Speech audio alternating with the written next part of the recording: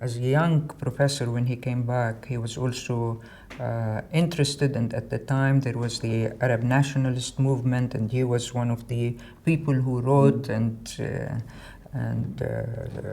believed in this movement. And he was a counselor for students in the association called Al-Urwa Al-Wuthqa, where the students got together, and it was a kind of a debate club. It was a political climate at the time.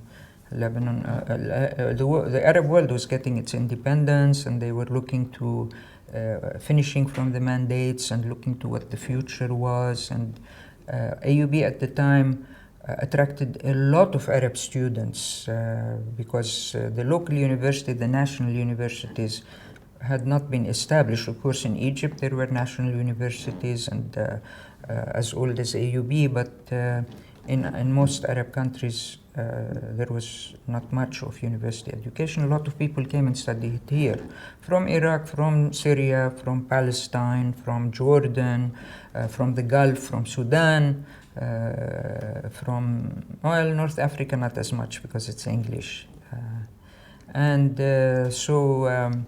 So it wasn't so you say a boiling atmosphere at the time, and he played a big role with the students too, and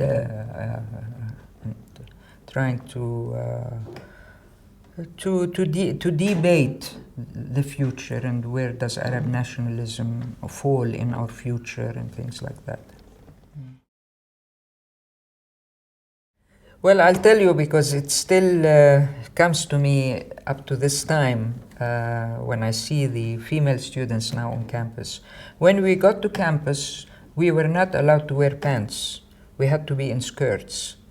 And it was really strict. Even there was one student in my class who, for some reason, she had to keep her legs warm and she had to wear pants. And she had to go through all sorts of asking for permission to wear a pants. They wouldn't allow us to wear pants. And at that time, the fashion was that we would wear tight skirts and also that we would wear some heels, and the heels were thin. And so we were wearing these tight skirts and these, high heel shoes, and we had to rush about campus. And particularly for those of us who took science courses, and we had to rush down and rush up wearing these tight skirts and these high heels. And now when I see these female students, they're wearing these very comfortable shoes and very comfortable clothes, and they can run and they can do whatever they want. I remember those days, and I don't know. I don't think they know that there was a time in the recent past, because when I was a student at AUB, that we were not allowed to wear pants, and we had to be young ladies with, which was fine, except that it was not practical, especially if you had to rush down and up, and it was not practical. There I was in the School of Public Health.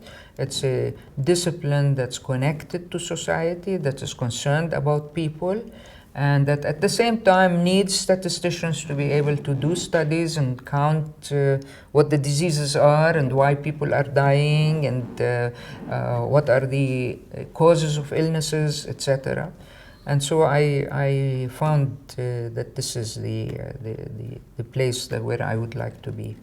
And I stayed with the council 10 years, doing population research, and particularly research on women's health. And at the end of 10 years, they were advertising for a dean at AUB. And first, I always didn't like administration, so I wasn't keen on taking an administrative position, but I felt that it was time to do something because it was post-war, and the faculty had been under an acting dean for a long time, and so there was a need for a contribution, and I felt I had to go back to my country, to Lebanon, and it was opportune. So I actually applied, and the story is they put me on the search committee, and I got more and more. I said, I don't want to be a dean, no, but I'll be on the search committee. But I got more and more interested as I learned about the faculty and what it needs, and in the end I said, take me off the search committee, I'll become an applicant. So I applied, and I was taken as Dean of the faculty, the first woman dean, the first woman academic dean at AUB. And I came back in 1998 and became dean and stayed as a dean for 10 years, in 1998 to 2008 as a dean. We are one of the very few schools who are independent, and AUB was really, I mean, I don't know how the leadership in AUB was enlightened, but in 1954 they started an independent school of public health outside of medicine, because if you are in medicine you are never free to move further, and public health is a societal program, not a hospital program. So we were able to move outside and make an impact on there is a great need for people like this in the region. When I came back here, it offered me a great working environment.